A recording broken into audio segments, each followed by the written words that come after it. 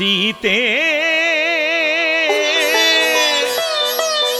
राम कथा हृदयम। महर्षि विश्वामित्र जी, आप जो यज्ञ कर रहे हैं उसकी रक्षा के लिए हम पर विश्वास करके आप पधारे हैं। अपनी विनती को आपने हम तक पहुंचाया, इसलिए मैं आपको गौरवपूर्वक होकर वंदन कर रहा हूं महर्षि। हमारी अपेक्षाओं को पूर्ण करने का मन बना लिया है आपने। महर्षि जी, आप जो यज्ञ कर रहे हैं वहां से राक्षसों की बाधा हटनी चाहिए। वो यज्ञ निर्विघ्न रूप से पूर्ण होना चाहिए और वो कार्य हमसे ही होना चाहिए।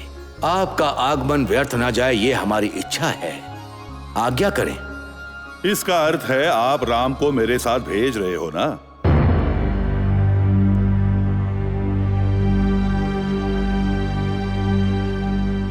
आपके समक्ष विनय होकर आपसे विनती करता हूं, आपके यज्ञ की रक्षा अवश्य होगी। किंतु महर्षि जी, मेरा राम केवल 16 वर्ष का छोटा बालक है। मैं कैसे भरोसा करूं कि उसे राक्षसों के साथ युद्ध करने का साहस है? इसका अर्थ है रामचंद्र को आप नहीं भेजोगे? महर्षि जी, यदि मैं राम को नहीं भेजता हूं, इसका अर्थ कदापि नहीं कि मैं यज्ञ की रक्षा नहीं करूंगा। आपके यज्ञ की रक्षा मैं स्वयं करूंगा। अपनी सेना के साथ मैं स्वयं आकर उन राक्षसों के साथ युद्ध करूंगा। मेरा सेनापति शूरवीर है, अस्त्र विशारद है। राक्षसों के साथ युद्ध करने में वो समर्थ है। मैं राम को मेरे साथ भेजने की विनती कर रहा हूं और आप सेना को भेजने की बात कर रहे हो? महर्षि जी, मैं केवल सेना को ही नहीं भेज रहा हूं, मैं स्वयं धनुषधारी बनकर यज्ञ की रक्षा करने के लिए तत्पर हूं। मेरे सैनिकों का मार्गदर्शक बनकर जब तक मेरे शरीर में सांस है तब तक यज्ञ में जो बाधा डाल रहे हैं उन राक्षसों के साथ मेरा निरंतर युद्ध चलता रहेगा। महर्षि जी, मेरे द्वारा आपके कष्ट का निवारण हो जाएगा, इसमें कदापि संदेह नहीं है। अगर यज्ञ की रक्षा के लिए आप आने का विचार कर रहे हैं, इससे मेरे मन में संदेह हो रहा है। मैं राम के बारे में विचार कर रहा था, परंतु राम के बारे में आपको संदेह क्यों है महाराज? राम का स्वरूप कैसा है हम सब जानते हैं, वशिष्ठ भी जानते हैं। मैंने आपसे कहा था कि वशिष्ठ से भी विचार विमर्श कर लो। प्रतीत होता है आपने किसी से भी वार्तालाप नहीं की, केवल आप अपना निर्णय हमें सुना रहे हो।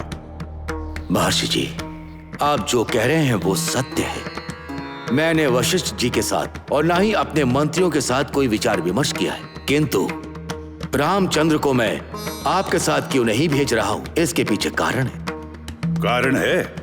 कौन सा कारण है महाराज? महर्षि जी, राम को देखते ही राम के बारे में हमें सब पता चल जाता है, परंतु वो अभी बालक है। सामने वाले की शक्ति का आभास लगाना अभी उन्होंने सीखा नहीं है। उनकी धनुर्विद्या का अभ्यास अभी पूर्ण नहीं हुआ है।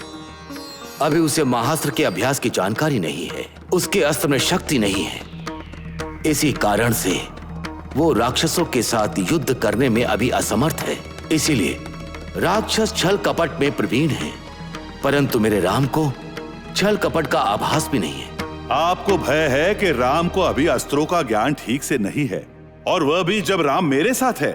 महर्षि जी, स्वयं राम को अस्त्र के बारे में उपदेश देकर उसकी रक्षा का विश्वास दिलाने के पश्चात भी मैं राम के बिना क्षण मात्र भी जीवित रहने की इच्छा नहीं रखता हूं। इसी कारण से राम को ले जाना सही नहीं है, ऐसा मुझे आभास हो रहा है।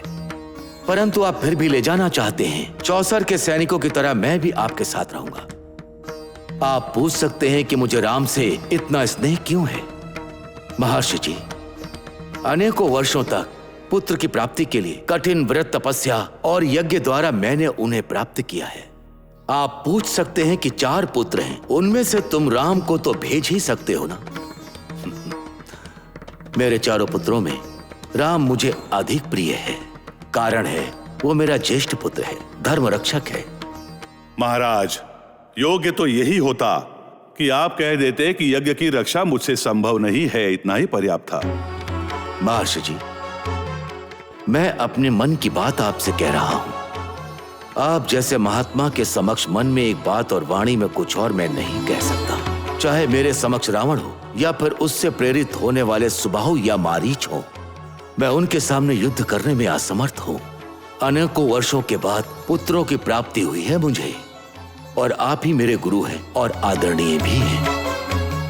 महात्मा जी, बालक राम पर अपनी करुणा दृष्टि बनाए रखिए। देव दानव किन्नर किंग पुरुषी रावण के समक्ष युद्ध करने में असमर्थ हैं। साधारण सामान्य मनुष्य का उसके समक्ष युद्ध करके जीत हासिल करना क्या संभव है? मैं स्वयं अपने बच्चों के साथ आऊं या फिर सैनिकों के साथ आऊं, मैं मारीच और सुबाहु के साथ युद्ध में जीत नहीं सकता। इस वचन भंग के लिए आप जीवन भर पश्चाताप करोगे महाराज। सीते राम कथा हृदयं